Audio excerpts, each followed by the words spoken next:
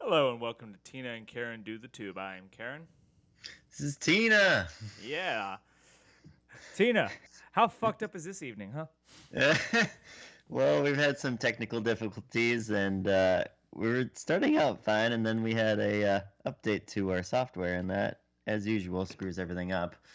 Yeah, so just for clarification, why you're not seeing our beautiful faces right now, we're going back old school because the usual software I need to record the screen was needing to update, but when I had to restart the computer, we're 45 minutes behind schedule. Normally we try to be done around 8 to 8:30, and now we're starting the podcast at 7:45. So you know what that means. Well, we had a plan. We were going to react to a certain video about Christians and atheists, and it would have been fun, I'm sure. But because the whole thing went foobar, I think we're just going to do an impromptu talk about maybe our ongoing conversations with my friend Joe, because we wanted to talk. I wanted to talk to you about that. Sure. Sure. I don't know what to say. So, several months ago, we brought Joe on to the podcast just to talk about his life, his experiences, and mostly money, financial, and business advice because that's his area of expertise. Prior to going on the air, he said he wanted to talk politics, and then until I told him I voted for Trump, and then he really just immediately began to hate me. And by the way, if I could go back and change it all over, I would have voted for Kanye. Total Kanye supporter. Even though he's divorced now? Is he? Fuck. Maybe that frees him up creatively a little bit more. I don't know. Maybe he'll like. Do you think? Well, now Caitlyn Jenner, part of that Kardashian clan's fucking running hell. for governor of California. Yeah. So the governor of California has been recalled, and now Caitlyn Jenner is gonna run for governor. God damn, that whole state's a fucking foobar, isn't it? But more about Joe. So we had ongoing conversations texting wise for about almost 2 months, and it was somewhat productive until January 6th happened, and that sort of set everything back about 5 months before and whatever. And he immediately hated me again, even though I didn't support what happened on January 6th, which was a little weird. But Joe's not. I don't think Joe's the best at communication sometimes. I don't think he listens very well. So he said some really hurtful things towards me, and we just stopped talking. But in the last month or so, we reconnected. We've been talking. He hasn't actually technically apologized for any of the things he said, but I mostly just let it go because I can sense something in him. Like he's willing to talk to me, even though he hates me. And after every talk we have, he admits, I don't know why I hated you in the first place. And I know why he hated me in the first place. The media told him he should hate me, and he's experiencing some severe cognitive dissonance from what he expects me to be and what I actually am. So Something's just not lining up. It's not lining up in his head. He's been told one thing. And the good thing is the one positive thing he said in our last conversation, because we mostly touched on the same issues we've been touching on for a long time. Unfortunately, we haven't been able to progress. One of the things he said is that he was watching a CNN broadcast one time, and they were interviewing someone, and he used to watch it completely objectively and just absorb all that information like a sponge. And he, because of his talks with me, because I told him from the get-go, the one thing I wanted to tell him at the beginning of this all, I don't care who you vote for. I don't care if by the end of our conversations you still hate Trump. My whole objective with talking to him is to get him to question things and to understand the media is not as reliable as he thinks it is. And that's what he did. He said he was watching it, and he started to notice the way they were questioning the guest was very slanted, and he never even realized that before. So that was positive for me. That's good. Yeah. But, again, recently we tried to do another podcast, and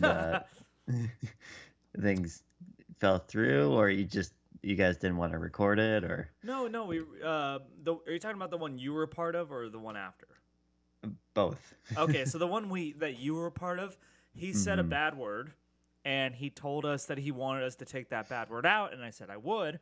But then later on, he just basically changed his mind altogether. He says, I don't even want my opinions on these sort of things up there on Hmm. the internet.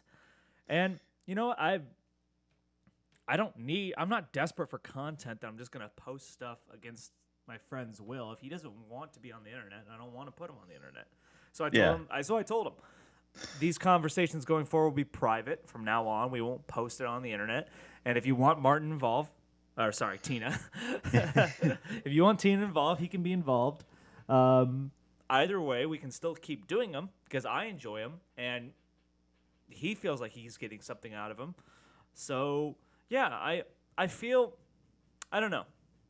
Maybe you're in a different situation because I think your opinion is more mainstream. Hmm. So maybe I don't know how many people you. And maybe it helps that I'm there as just kind of something to kind of fall back on if No, he I just mean feels. like how many interactions you have with people who, when you tell them your opinion on something, they hate you for it. I don't know how common that is for you. Have you ever expressed an opinion to a person and they immediately hated you for that opinion? That's the thing, like, I obviously I'm more on the left side of things, but I feel like if I express my opinion maybe to like more conservative people, they don't outright hate me for having that opinion, more as it feels the opposite. Right. If right people, conservative people kind of voice their opinion to left people. Yeah. Do you know about Jonathan Haidt? I heard his name.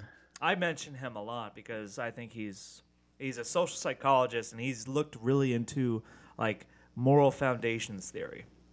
And Mm-hmm. what he found was basically he did a study where he polled people of all parts of the political spectrum, and he had conservatives and liberals. I don't like using those terms.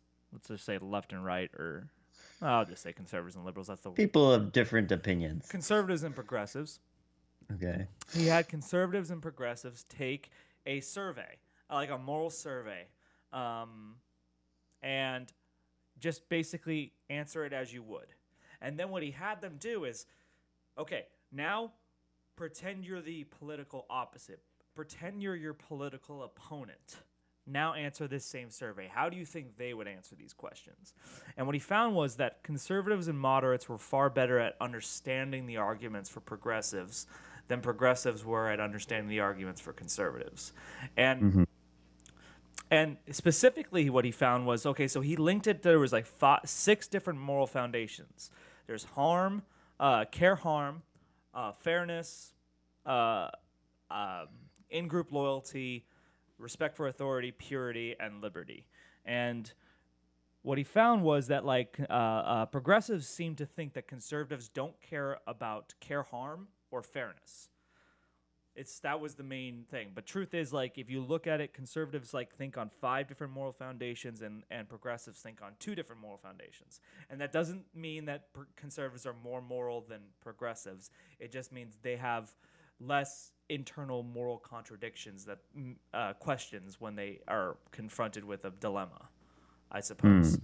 Because, yeah, Okay. yeah. So to summarize what you're saying, progressives, they tend to not on the care harm and the what was the second one, Fairness. and the fairness, they tend to not be as conflicted on those, Well, or so if you look at progressives, like they only function on those two moral questions. So the whole moral foundations theory is okay. we all react to reality through our moral intuition. It's not through reason. It's not through anything like that. Not anything objective. We have moral intuitions about things, and we rationalize those intuitions. Mm-hmm. And what he found was that conservatives act on five different channels and progressives only act on two channels. And the things that progressives care most about are care harm, as in like we should do most to minimize harm and maximize care, I guess. Like a utilitarian perspective. Yeah, exactly. And then the other one would be fairness. Okay. Everyone should be treated accordingly, appropriately. Mm-hmm. So that was the big difference. But progressives seem to think that conservatives don't care about fairness and that they don't care about minimizing harm, when in reality they just have different ways of going about it. Yeah, maybe it's more not on like a broad level, but it's more on like a community or pocket level. Yeah, exactly. Pocket. That's a great put it, because I think the conservative argument is that the best way to deal with major systemic issues is mostly localized and mostly through the family. And I guess a lot of conservatives are religious, so they'll probably say the church too. They just don't think on broad scale, federal level, sweeping government policies to protect people. Mm-hmm. So, but it's not that they don't care. It's just that they don't agree with the same solutions. Okay. Yeah, and that's something that conservatives seem to understand about progressives more than progressives understand about conservatives. Okay. And so dialing back to conversations with Joe, um, it just seems like that he's not able to get past maybe your different views on fairness and care harm perspective. No, I just think that he doesn't care too much about liberty in general. Like I Okay. still consider myself a liberal. I think he You- cares about stability, order, and I honestly think that he'd be far more likely to compromise over a lie if it means that everything remains stable. I And think maybe because that comes from like the corporate aspect of that he's been working in. yeah, here's the thing. Um, I called him a corporatist, and I didn't mean that as a compliment, and he took it as one. So he's very much okay. of the corporate mindset. He's very much whatever maximizes profit is good. It doesn't matter what the downstream effects of that are. hmm So, I mean, like, Yeah, he there's seemed very goal oriented. yeah, He wanted to be rich by a certain time in his life. oh, he does, yeah, he does. And you know what? There's an argument to be made for that perspective. I just don't know if he knows it very well, unfortunately. hmm Oh, it just not like a fleshed out argument that, you know. I just think that he's too busy to really question things. That's how I feel like about a lot of normies, because my job is mostly mindless, and thankfully, in a way, it allows me a lot of time to ponder things. And That's good. Yeah. the funny thing is, the more I read and the more I learn, the less sure I am of anything. hmm I become more conflicted, and like there's a meme I saw that was pretty funny, that it's like here over in the idiots are thinking like it's about feelings, and then here over at the midwits, the midwits is it midwits the midwits are saying like, no, it's about logic, it's about reason, it's about science, and then here on the genius level is like, I guess it really is about feelings, huh? Like, I think the more I learn, the more I realize that people's personal perspectives actually is really important. hmm Yeah, it's not just like you can make a strong, logical, rational argument and it's going to convince anyone. hmm You People, think maybe for like people like Joe, maybe it's that they're more against other people's opinions that are against their own personal views than they are pro their own personal views, because it's not, maybe they're not quite as founded or fleshed out, or they just haven't like had enough time to reflect on why they believe in what they believe. I think partly is the fact that he's not able to flesh out why he believes what he thinks he believes. Like I said, for a lot of people whose jobs are very demanding, they they can't take the time to really dive deep into these ideas. And I'm not saying I'm better than anyone. It just means my job is much more mundane and I have much more free time with my thoughts. hmm And for a lot of people like him, where you really have to be focused on your job 40 to 80 hours a week, there's not much time really to really dissect much of what you believe, or even the It's news. But it's easier to go to more like of if you're trying to decide what to believe, go towards more what you see as an authority. Yeah, exactly. And I think I do believe the mainstream news is slanted, very. Mm-hmm. So he was able to absorb the very basic idea, very basic. Uh, I don't know, argument that's being made that Mm-hmm. if you support a certain candidate, we both know who we're talking about. That makes you a bad person. Yeah, where it's obvious. I mean, obvious to maybe people like us, but not to everyone out there that just because people have different opinions doesn't really make them bad people. No, of course. Actually, that's why I like this podcast with you, Tina, because you and I are very. We took that political compass. We're not actually that far apart. Yeah, we found out I'm more libertarian than you in some No, ways. well, hold up. We were both pretty libertarian. I think you were slightly to the Okay, left of yeah, we were center, and I both was above slightly to probably the right of average. center. So, but we were both more libertarian than we were leftist or rightist. We were both that. That was the takeaway. We're both. I'm a little center right. You're a little center left. But we're both libertarians. We just want people to be free and be able to make the best choices for their lives. Yeah, I ha- I have a couple questions I have for you. This was part of my first talk with Joe, which you were not a part of. Would you like me to should ask? have this whole segment called Joe Talks. I wish we could, but I told him that we wouldn't post this online. We'll just do these private talks. And actually, the best part about that conversation with Joe was more of the conversation shifted towards Dragon Ball Z and Mariners and Seahawks, which are far more enjoyable conversations, really. But here, I have 6 questions I want to ask you. Sure. It might be 7.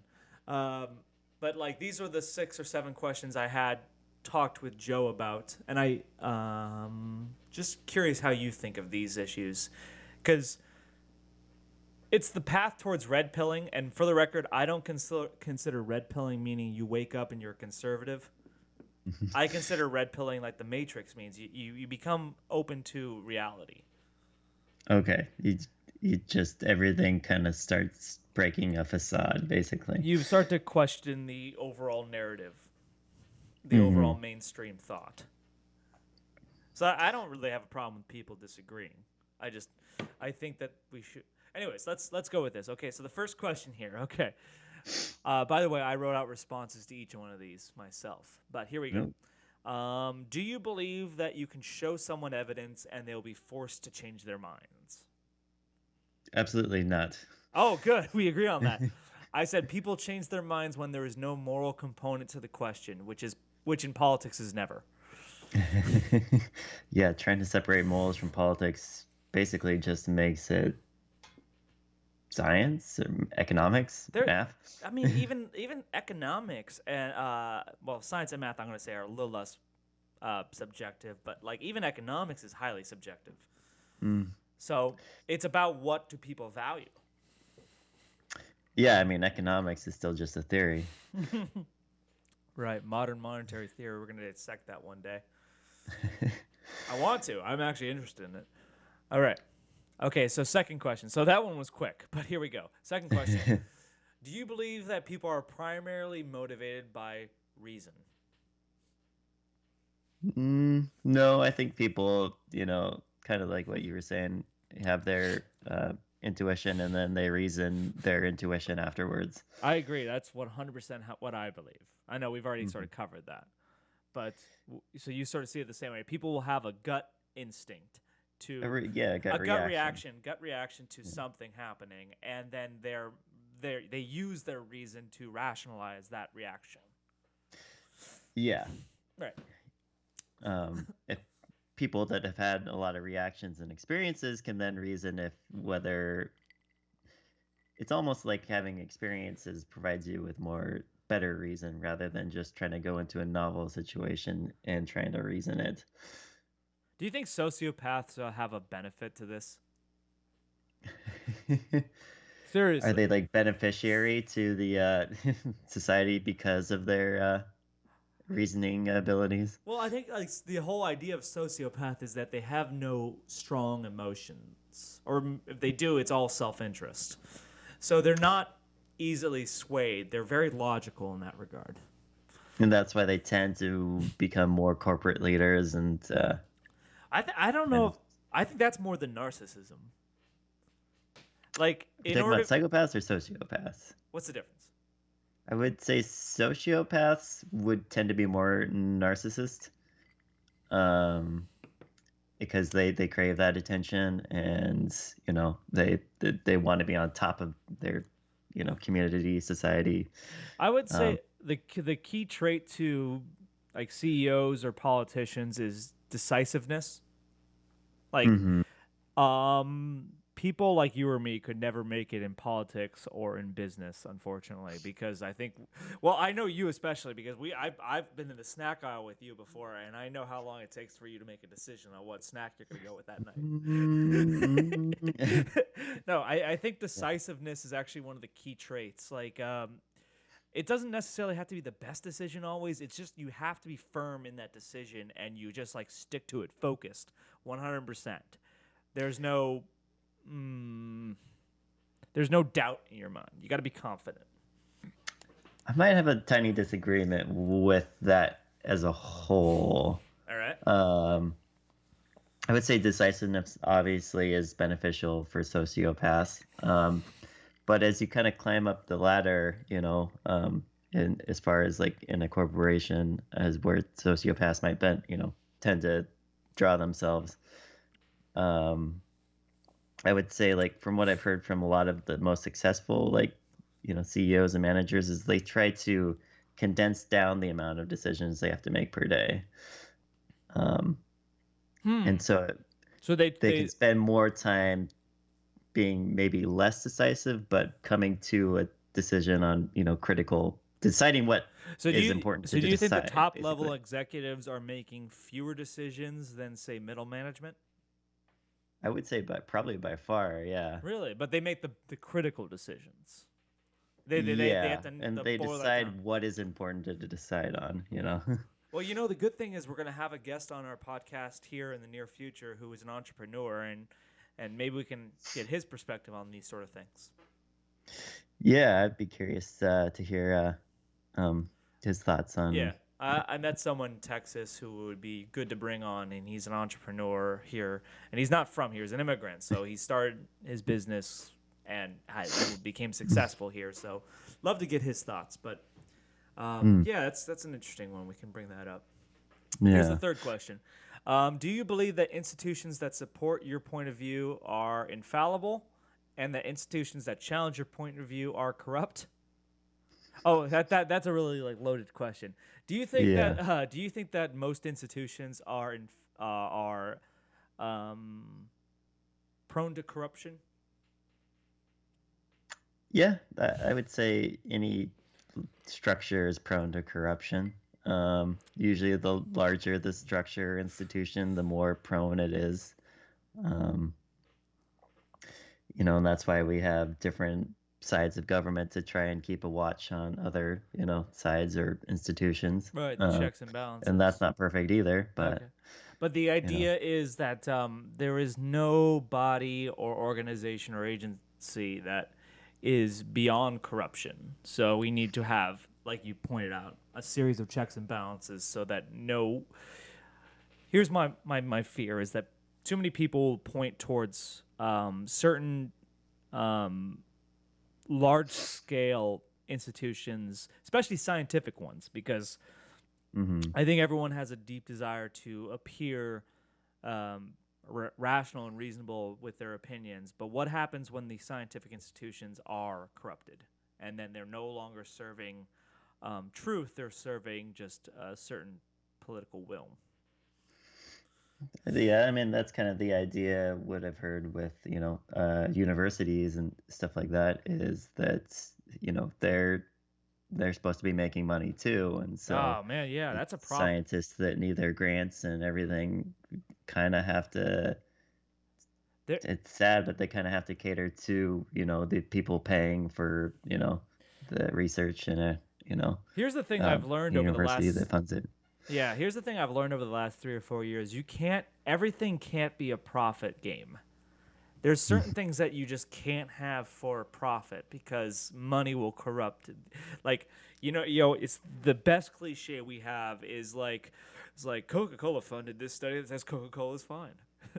It's like, no, like these supplement companies, like like they want to give off one answer. So they're going to the way we conduct a study or a research is highly persuasive towards the end result.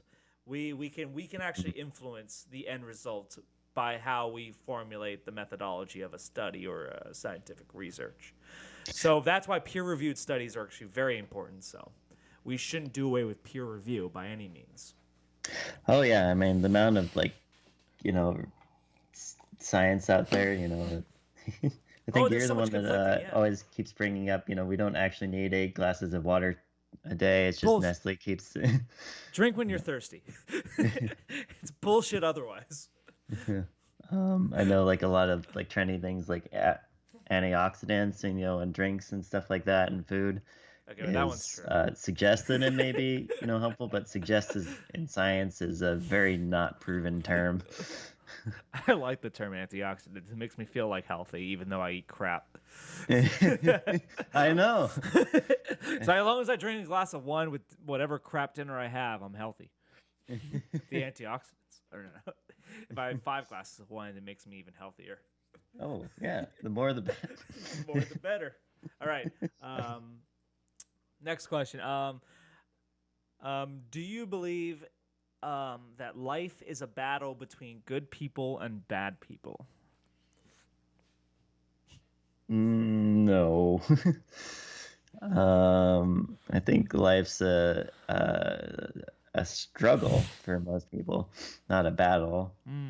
Struggle with trying to maintain some sort of status in your community and just trying to provide for yourself and others. In a sense, you may be battling other people for those same like resources or status, but I think overall it's more of a struggle for yourself than a battle with any one sorts of groups with another. Do you think that a society where everyone is motivated by self-interest will be doomed, or will it prosper?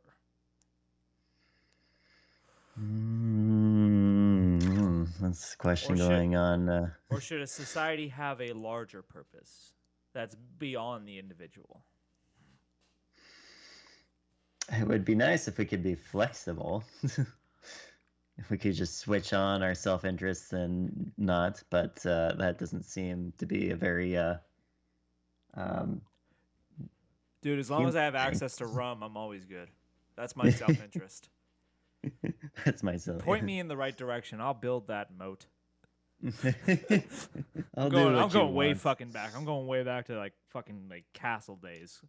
I'm protecting feudal days. Yeah, feudal days. I watched a debate the other day, and it was a lot of fun. Are you familiar with the Twitch streamer Destiny? No. Okay, good. No, I like him a lot, but he debated someone, and like the whole debate devolved into feudalism, and it was funny. But it didn't. I didn't start that way. It just started like I don't know. It's hard to describe. But anyways, next question. This was the big contention with me and Joe, by the way. This we mostly agreed on the first 4 questions. This was the one where we really had strong differences. So I'm curious what you think. Do you believe that you can ever fully know people's inner motivations?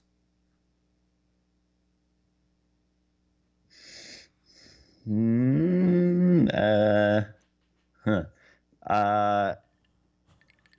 a good question. I feel like maybe in any given moments, after a while, you might understand someone's motivations given enough information. But I don't know if any person in any, present situation will ever have enough information to really understand someone's motives. So I guess not. Okay. Well, then you're more on my side than Joe's side. Joe was actually the one who said, "Yeah, you can read into the things they do, and you can sort of decipher what they really want to do." And I said, "No. I mean, I said no one can read minds. Questioning people's motives is a very common tactic." Used by people to smear their opponents because they believe their tribe is good and the other tribe is bad. Hmm. I really do. I mean, like even the people I consider to be good, I don't ever say confidently. It's really hard for me to back an individual because once you fully back a person, you kind of almost have to align yourself with them, and that feels weird to me. I don't like that because That's like what makes political parties, right? I know it's just right. Yeah. That's what makes it like feel weird to me because like what if like so let's say I like John Smith. I like John Smith because 90% of what he thinks I think, and I think he'd be good.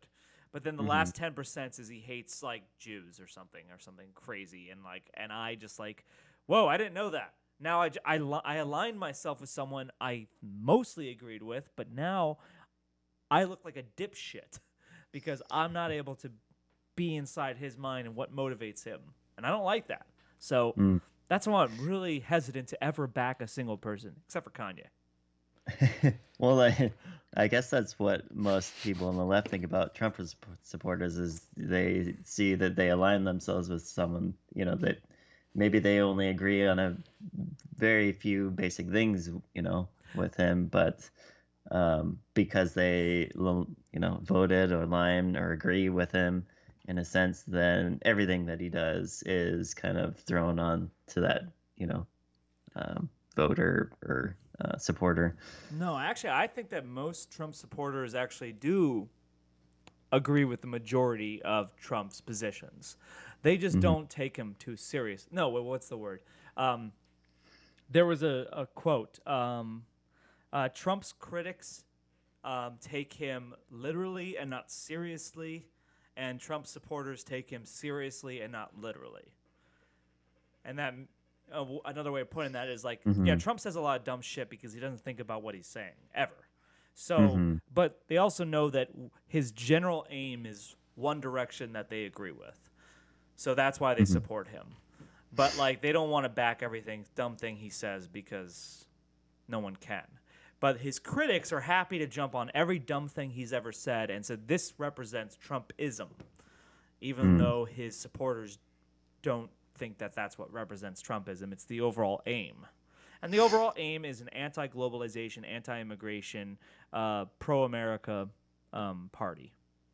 So actually, Hmm. I saw a study that was interesting because you said to me a couple podcasts ago that you don't think there's a party in America that represents the working class anymore. Mm.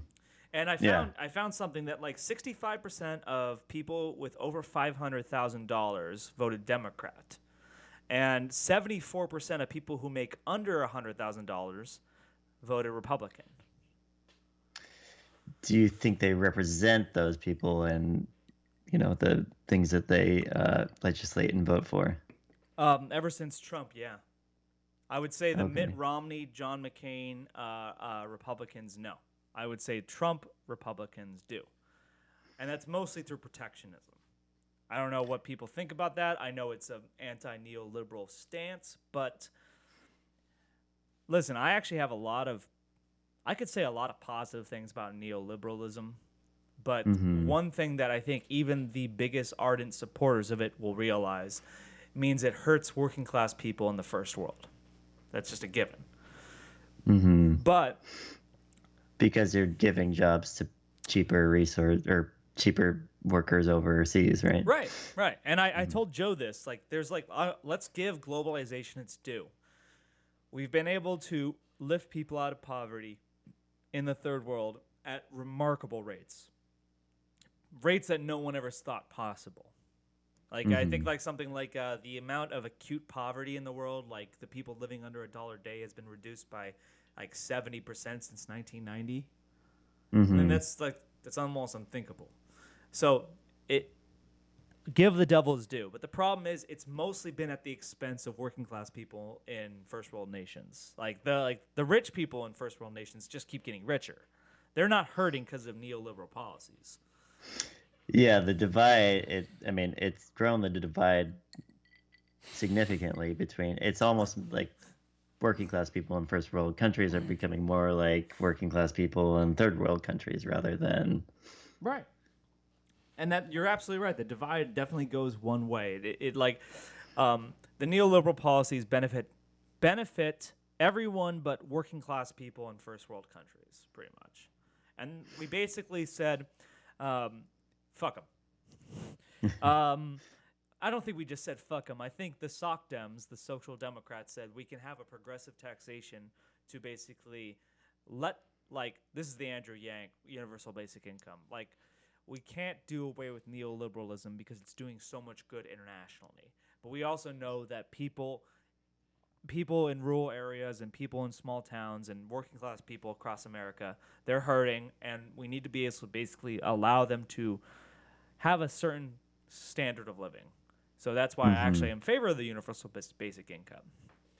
But Yeah. yeah.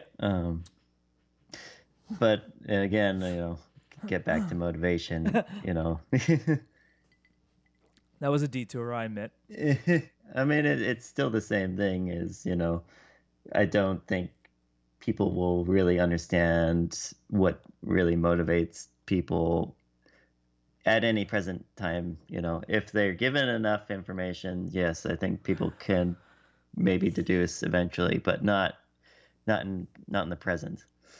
What I really don't want to see us doing is inferring too much. Like, let's not go to our political opponents and infer the worst possible motive.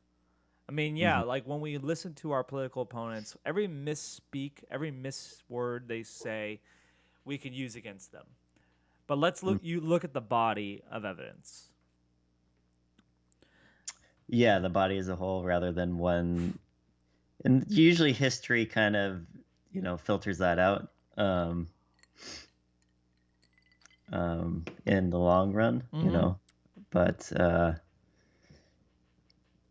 I do think, though, we should question people's motives. I think there's a healthy amount,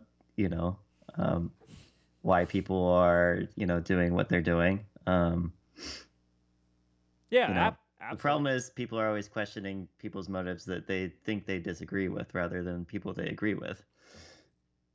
I think that you're right. We should question someone's motives, but we should also take them at their word. I mean, do you think that like people are inherently liars?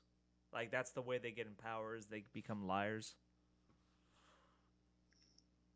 I don't think they would prefer lying, but I guess if it makes their life a little bit easier and it's not like a bad lie, then people will do it. Yeah. Yeah. See, that's the problem. Is it like science says that like we lie a ton throughout the day? I'm sure we do. I know it seems bizarre. It seems bizarre to me, especially. Maybe I'm bluntly honest. I was having a conversation with a friend the other day at a bar, and like he told me to keep your voice down, because like he says I want to come back to this bar one day. I said why? If they hear, let them hear. I'll gladly talk to anyone in this place. I'm just not gonna censor what I say. Mm-hmm. That's the thing. Like we're always told, like honesty is a virtue. But I also just heard like even honesty works as a function in game theory. Is like people will be honest to be, to produce a winning outcome. Well, I think that gives them credibility, right? It does, but it's so easy to lose credibility with one lie than it is, to tell 1,000 truths. That is very true. Like, I cannot believe that's you hit the hammer on the head there because, like, when I think I have a reliable source that I can start listening to and like, I can follow this person, and I'll just have to listen to this person, and that way I'll have a good sense of reality. And then I find them caught in one lie, and then it just ruins it. It destroys the whole myth that I knew what reality was, you know? Yeah, Because now yeah. all of a sudden everything this person said in the past is took into question. And here's the fucking thing. I am as guilty of this as anyone. Confirmation bias. Like when I'm listening to a debate, I listen to both sides pretty reasonably, but I'm only willing to fact check the people I disagree. Like if I hear something that I think, that doesn't sound like it's true, I'll fact check that, and then typically I Hmm. find out it's not true. But here's the thing: the person I'm more likely to agree with, I don't fact check at all. They could be lying too. That's the Yeah, I problem. mean it's a hard That's thing because you're undermining your own credibility, and that's very unnatural. damn right. Fuck yeah, because we should be fact checking everything we believe to be true as well as what we don't believe to be true. That's the fucking part. I realize I could be as guilty of confirmation bias as anyone because when I listen to a debate, I'm more likely to fact check the other person, less likely to fact check the person I agree with. It's fucked And up. that's also because we're human and we don't have the time, to fact check everything. No one does, and no one should trust the fact checkers either. Would you? I Would think we you? had Uh, one more question, right, on the. okay. We have one more. We have two more actually. Do you believe everyone who is not progressive is right wing?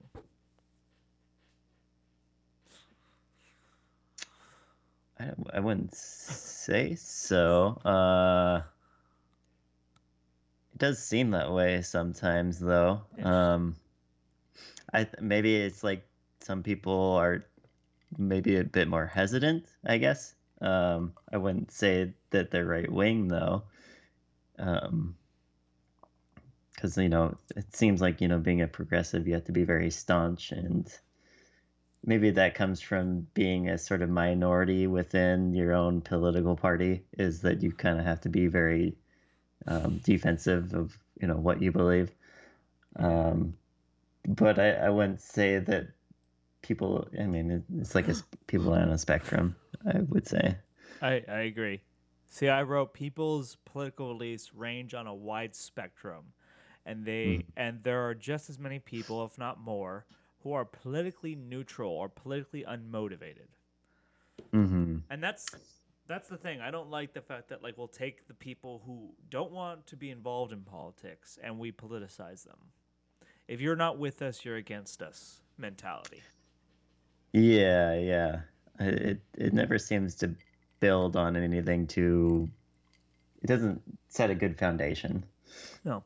Let's I got one more question. We got to wrap this up soon because we got a Mm-hmm. late start, so this No was the worries. last question I asked Joe before in our first discussion. This was so all these questions I've been asking you was part of my first discussion with Joe.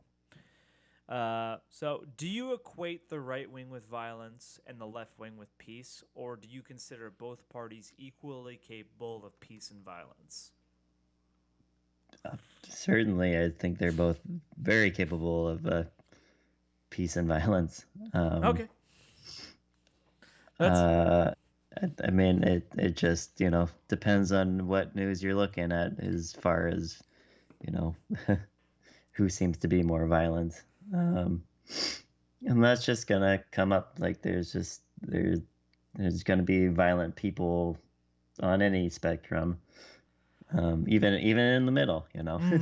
there's no such thing as centrist violence. Sorry, Well, let's try and make an argument for centrist violence. let's fucking do it. We're the violent centrist party. You and The me, we're violent starting it. centrist party. Yes, we're fucking radical centrists.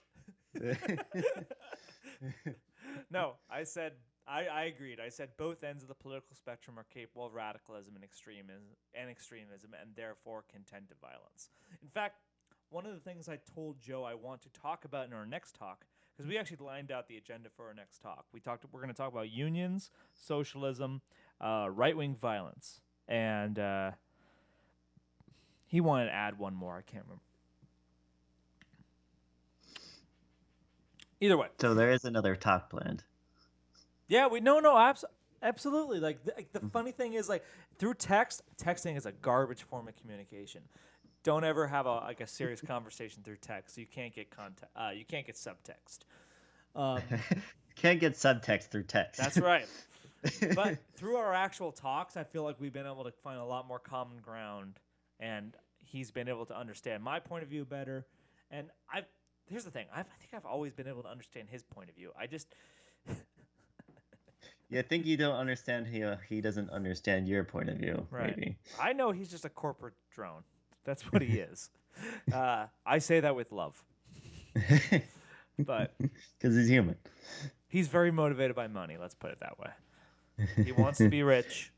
He doesn't care how he gets there. He wants to be rich. That's the part I'm trying to if I am trying to change his mind on something, it would be that. Not just the whole like you should question the media. It would be there's more to life than money. Values do exist. Principles. Value comes in more forms than just, debt. Yeah. That's right.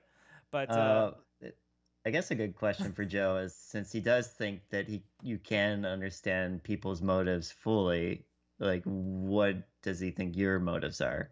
Because you think you kind of understand his to an extent, so I'd be curious to see what he thinks your motives are. Here, I'm going to send you a link in the... Let's see if I can find it. Okay, I found it. I'm going to send you a link in the chat. The Skype chat or the Joe chat? I'll do the Facebook chat. Okay. But trust me, I've been able to actually decipher what he thinks my motives are, and they're not pleasant. It's very sad. I really do think that it's about brainwashing. I honestly think the mainstream media is bad for people.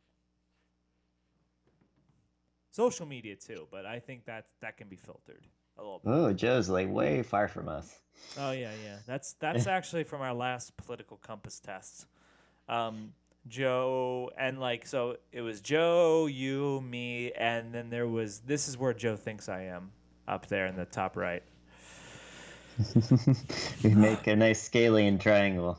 Mm-hmm. We do. No.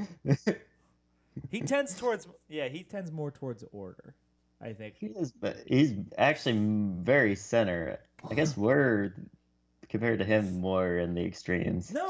I don't think you can be an extreme libertarian. Really, I don't. Because I really don't believe that. Because I think the extreme of libertarian is we want people to be free. I think you can be an extreme autocrat. Yeah. I don't care left wing, right wing. You can be an extreme autocrat that wants to control people. I think as long as you tend towards freedom, you're probably on the right side of history, but I hate that term. With like I do. Well, like an extreme libertarian would be like a full-on anarchist, right? Like we've met. No law, no. Even like people who subscribe to anarchy aren't kind of that sort of anarchist. We don't know that. We're gonna bring back on the anarchist who we had on. Bring on Austin. We blew our chance with our one of our first interviews with the anarchist because we talked to him about education. Let's get him to talk about his anarchy. Let's get him to talk about his anarchist beliefs. I would much rather talk about that than teaching. Okay. So let's bring him back on. But anyways, yeah, we had a late start to this podcast, so maybe we should just wrap it up. Yeah. How do we want to wrap this? How was your week? My week was pretty good. I enjoyed myself. No. I finished reading the new Jordan Peterson book. Beyond. What was that called? Beyond Order. It's a good book. It's more or less the same message of 12 Rules for Life, but I think it's more. There's a chapter in there about romance that I did not expect to hear from him. Really? Yes. But then there was another good chapter. What was the other really good chapter? Abandon Ideology was a good one. Mm-hmm. And then try your best not to become resentful was a good chapter. Anyways, I enjoyed the book. Happy to discuss it with anyone on the air. But so I've had a Yeah, good we week. need to get another Jordan Peterson fan on here, so you Uh, guys can talk about him. I introduced a friend of mine to him, and he loves him. But Do I I don't know know. him? No, I think you met him at a bar one time, really quickly. But no, you don't know Okay. him. I got him into it. Uh, so I just basically linked it to him. I told him like, "Hey, watch this interview," and then he did, and he said, "Wow, I like this guy." And I said, "Okay, just look up his stuff," and he did, and he said it was kind of life changing. So I'm happy to basically pass that along, Yeah. pass on the Nazi supervillain philosophy to him. It's the future where Nazis are the new heroes. Oh yeah, clean your room. Pet a stray cat. There's a lot of good memes about that. That's pretty good. Something about a lobster too, or something like that. Yeah, stand up with your shoulders Be more back. like the lobster. That one actually could be a little bit Nazi-esque. I must say that chapter. Stand up with your shoulders back. Okay. That one could be a little bit. No, I don't think that's Nazi. Confidence is not Nazis. Nazi's a very specific thing. I don't like to loosen the definition of that term. Yeah, that's the thing. Like, it's very, I mean, in a sense, it's fascist, but in its own right, it's its own thing. I'm planning a whole presentation about this actually. But yeah, it's fascism mixed with racism. That's what Nazism is. It's extreme authoritarian nationalism combined with like racial supremacy. That's what Nazis are. Okay. Is this a presentation on this channel, or is this? I hope so. I've already made the whole PowerPoint. And I'm going to try to do the whole presentation as neutral as I can. So I'm going to give the best argument. Of Nazis? Well, the presentation It's is like doing that children's book on Hitler, right? the presentation is very broad. It's a very broad lecture, I guess. Okay. And I get into more extreme ideologies, and I'm trying to be as neutral as I can, saying like, this is the argument they're making, this is what, and I don't know, can you? I don't want to make a neutral argument in favor of some of these things. What can I do, Mark? What can I do, Tina? What can I do?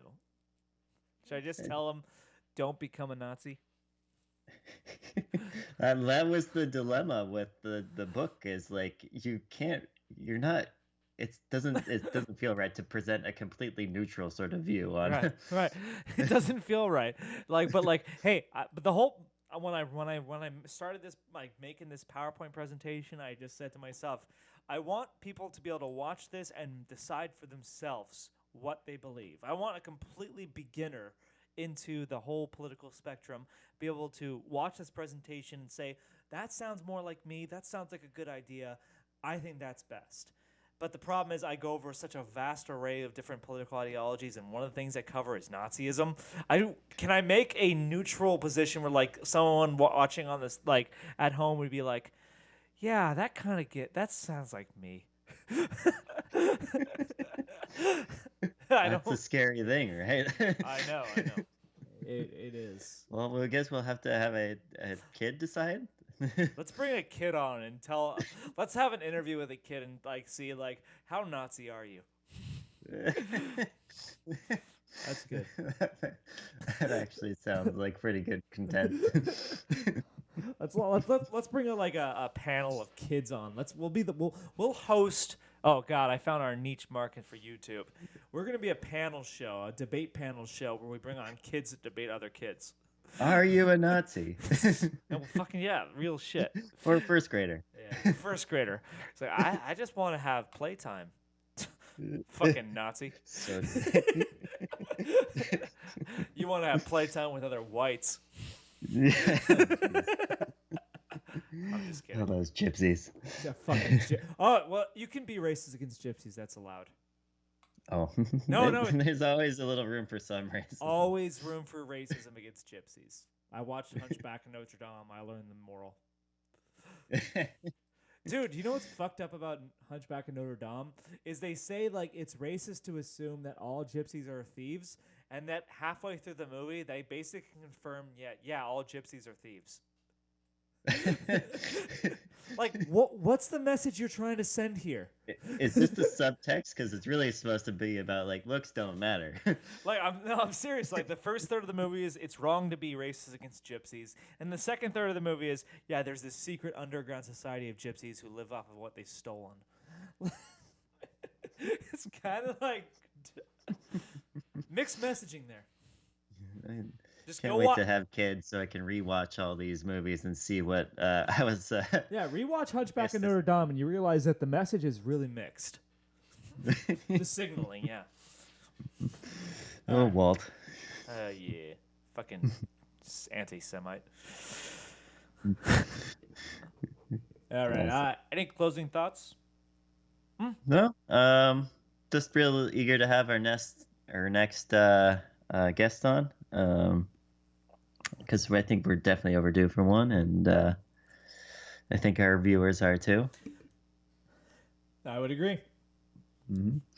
Well, let me know. So hopefully that's Jose from Texas. No, Luis. His name is Luis. Luis. Yeah, look. And what about your friend Eric, the drug kingpin? He's still remote, but Okay. Well, I'll see if we can get Luis for next week's show. I will. Anyways, for Tina and Karen to the tube, I am Karen. this is Tina. All right. Everybody stay safe out there and stay hydrated. We love y'all. Peace.